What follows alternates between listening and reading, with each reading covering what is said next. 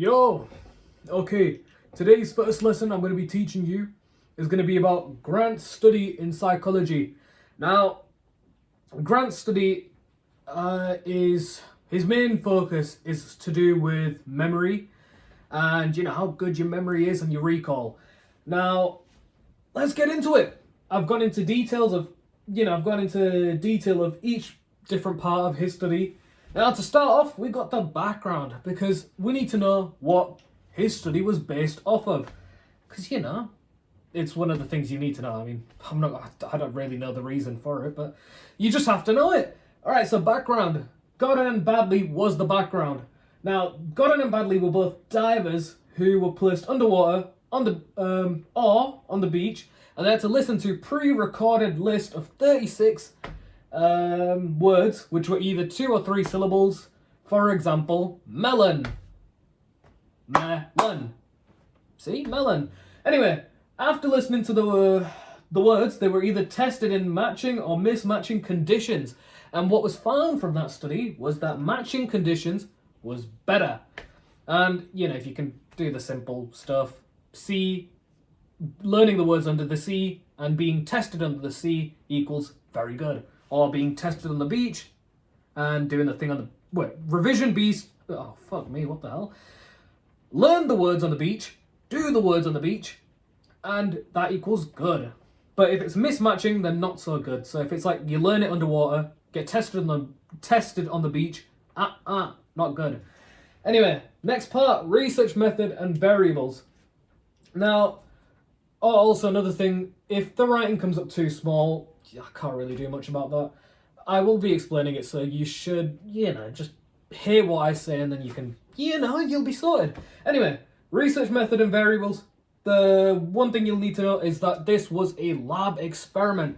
Now, lab experiments, they're very scientific because, have a guess? Go on, you tell me, why is it very scientific? That's correct! And if you got it wrong, stupid shit. I'm kidding.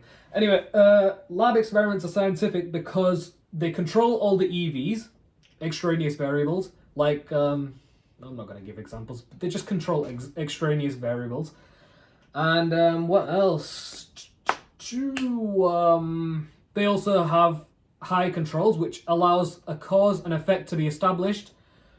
They can find out why the... Oh, fuck me.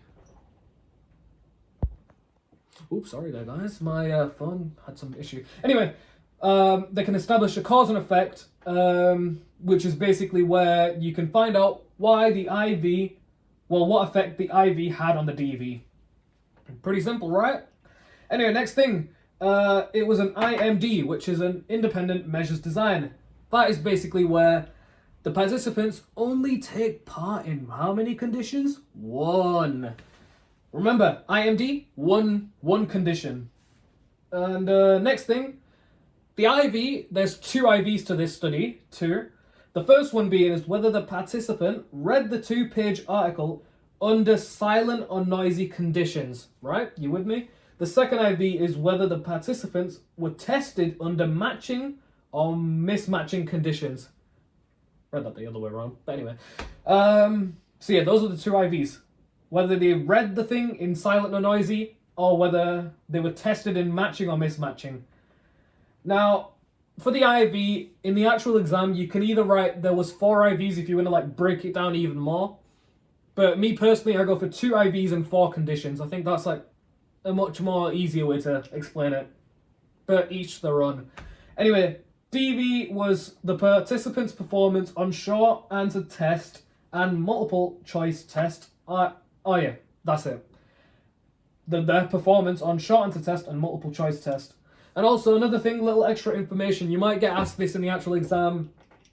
Well, not this specifically, but you'll get asked something to do with name some of the standardized procedures and or standardized things in the study, and you'll mention that every single participant got given an article to do with this psychoimmunology. I don't know if I said that right, I don't know if I spelt that right, but I don't care, because that's what you need to know. Psychoimmunology. You can search it up for yourself, see if it's how it's spelt, how it's said, I don't care. Anyway, next thing. The sample of this study was 8 experimenters they each got 5 participants. Now, if you can do basic maths, you're going to be like, oh, well, they clearly got 40. Wrong! They didn't get 40, they actually got 39.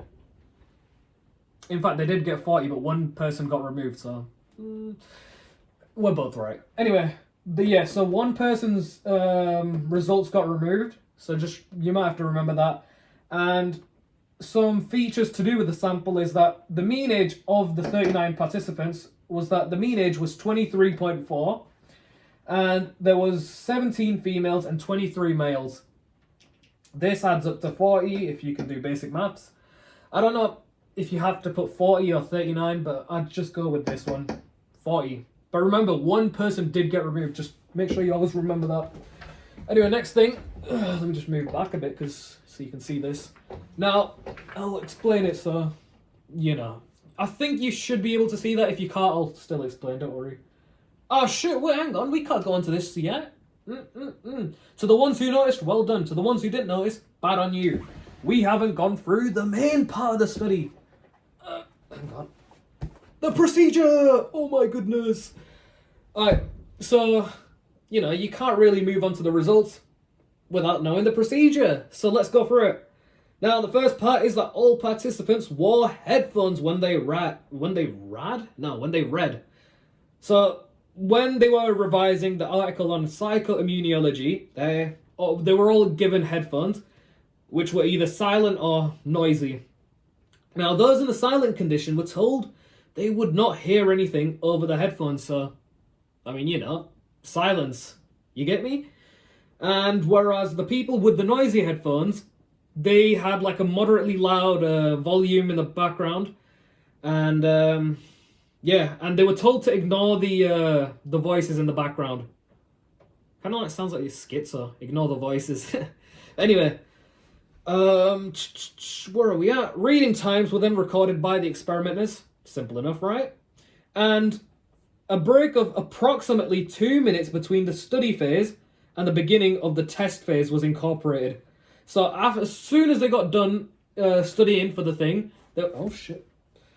I kind of lost my balance on it then. As soon as the studying ended, there was a 2-minute break. This is very important. They might ask you this because they did in my, I don't know if it was like a mock assessment point, but they asked me, and it was basically saying something like, why was the 2-minute thing given? And I did not know it at the time, so make sure you remember. 2 minutes was given to make sure recall from the short-term memory. So like, you know, they just did revision, so to ensure they don't know it immediately after, you know, immediately straight away from short-term memories to minimize that happening. Hopefully you understand that. Anyway, the next thing is the short answer test was given, followed by the multiple choice test. So they first did the short answer, then they did the multiple choice. Now, participants tested in either silent or noisy conditions and were informed of the condition before testing regardless of testing, if that makes sense. So basically, let me just bring this a bit higher so you can see. So before they were tested, they were told which condition they were going to take part in. And so it was either matching or mismatching that they were put in. So for example, let's say a participant did silent studying. They would get told whether their testing would be in a noisy condition or a silent condition. You get me? Yeah, simple enough, right? Just take one last look and I'll be putting this away. See that, guys? I put, quite a lot of effort for this. Yeah. Anyway, now we're on to this good stuff. The result! Okay. Now, on short answer questions, if you see the little writing I've written, study and test, so, how they studied, or like what condition they studied in, and what condition they tested in, and the mean score that came off it. So, on the short answer questions, the ones that studied silent and then noisy, so studied in silence, got tested in noisy, remember this is short answer questions, the mean score for that was 4.6. Silent, noisy, 4.6. Now, the ones who studied noisy, tested in silent, got 5.4. So it was an improvement from the last one. Now, the ones who got tested in both silent conditions, so they did revision in silence and they got tested in silence, they got a whopping 6.7. So clearly, that is the best there. And the final one, noisy, 6.2, which clearly shows you have better recall when you're in matching conditions. So, just remember that. That's key for later. Anyway, next one. Yeah, you can see that. Multiple choice questions. Study and test. It's the same as there. And so, silent, noisy, they got a mean average score of 12.7. Oh shit, I rubbed that out. Anyway, noisy, silent, 12.7. Silent, 14.3. Noisy, 14.3. Surprisingly, it's quite, it's the exact same. It's actually quite memorable, to be fair. 12.7 and 14.3. Now, if you can't remember like the 0.3s or the 0.2s, 0.7s, shit like that, if you can't remember that, there was, I'm not too sure on this, I'd advise asking your teachers about this, but if you can't remember them, and in the actual exam you have to put the results down, I'd recommend you put the rounded version of the number up. So let's say for short answer question, noisy, you'd put 6. Or for silent, short answer question, you'd put 7. Just round it up or round it down. That's like one easy way to remember. I'm pretty sure they do allow rounded answers. If they don't, then obviously don't put that. Holy shit, man, it looks so dark. The lighting is awful. Anyway, forget what I just said. But yeah, round it up or round down. You might be allowed that, but just ask your teachers about that. And for the most part, that's pretty much, we're getting to the end of grant study. Let me just get the final part, which is the book. Oh my goodness. Okay, so these are like some extra bonus things. So the materials used in grant study, you might get asked this question in the actual exam, being like, list of materials that was in grant study. And I'll quickly go through it right now. The first material, an article on psychoimmunology, which is right here. Because obviously they all got given an article on psychoimmunology. Another thing is they all got a short answer test, 10 short answer questions. One of the examples of the question is like, what is the name of the field that studies connections between psychological state and illness? You don't have to know the question, you just need to know they got a short answer test of 10 short answer questions. Another material they used is multiple choice questions, which had 16 questions. And yeah, that's pretty much it. That's all the materials they used. They also used cassette tapes, but I mean, yeah, you can mention that too, cassette tapes.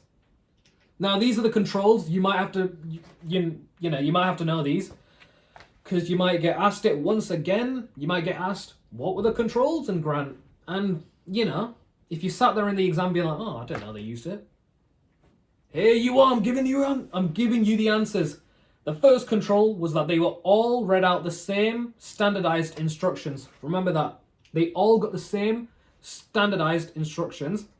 Another one is they all listened to the same master tape, because it was on a cassette tape. So they all listened to the same master tape.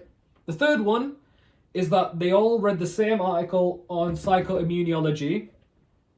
Fourth point is that they all had the exact same 2-minute break between reading the article and answering the questions. Now that is all the controls done. I'm sure you remember it. And if you don't, just play the video back. If I say it again, then I'm pretty sure I'll get annoying for you guys watching, if there is anyone watching. Anyway, final thing that you'll have to know for grant study, which is a must, you have to know this, is the conclusions to grant. Now, the conclusions they came up with was that study and testing in the same environment leads to enhanced performance on tests or whatever. So, as you can clearly see, the participants who did matching conditions, right, in the same environment, silent, 6.7. They had a higher mean average score than the rest of people. Or noisy, 6.2. Matching conditions equals better. Just remember that as one of the conclusions. That's a simple way to know. And another conclusion that they came up with is that since there was no independent effect of noise on performance, the claim made by many students that noise does not affect their capacity to study is supported. So basically, there was no individual effect of noise. Like, it doesn't affect how they study. They still study fine. And yeah, I can't lie, for that conclusion, it's just a bit, a bit wordy. Who gives a shit? The best conclusion is definitely testing in the same environment, study and testing in the same environment equals good performance. Anyway, the last conclusion is, however, as context dependence affects retrieval in both short answer questions and multiple choice questions, tests, both of them tests, students should study in quiet surroundings as exams typically held in silence. Which, pretty simple to get your head around. Since tests are done in silence, exam conditions, whatnot, it's better to study in silence because you'll do better in silence. As it's been said, 6.7, 14.3. So yeah, that's pretty much Grant's entire study.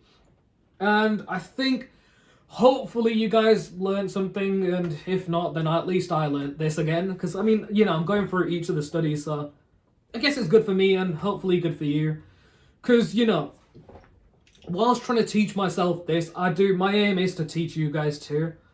To whoever does watch this. But yeah, that's Grant's study done for psychology. The next one will be Loftus and Palmer. But that'll be like a little bit afterwards, because tomorrow I'll be recording a sociology lesson to do with differences in achievement in school. So that's pretty much it. Anyway, guys, I hope you enjoyed watching my excellent video on teaching you Grant study. And obviously, if you liked it, subscribe, like, I don't know what the fuck. Do whatever you want. Yeah, I'm here to teach you this and learn it myself. So yeah, bye-bye.